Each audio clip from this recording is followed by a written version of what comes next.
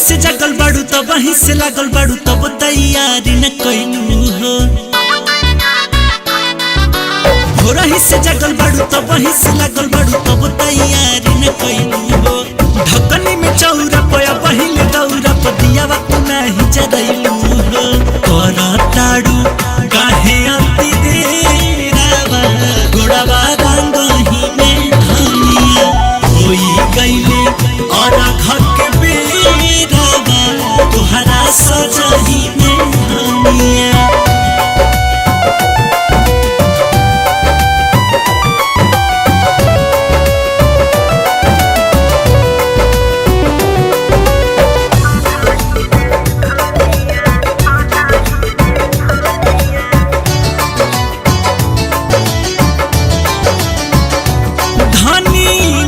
से याद त निकाला सब फल फूल दौरा में ढाला।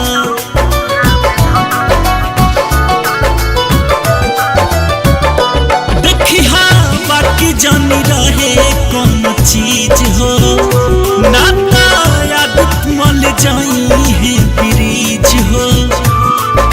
छूटे नहीं नेबू सेब के साचो भरही में धनिया होई गईले और घर के बेरावा तुहरा सजही में धनिया।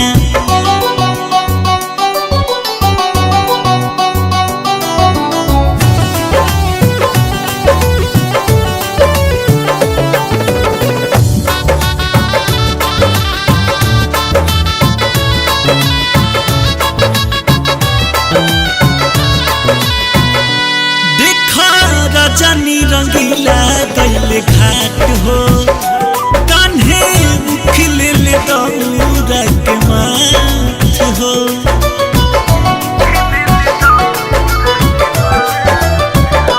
राजा अंकुश के खोजी है उआस हो जल्दी चला न तो हुई है निराश हो।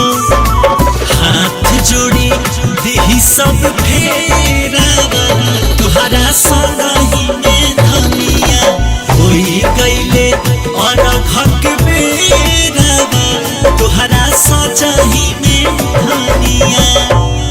एंगल म्यूजिक कुमार रमेश की प्रस्तुति।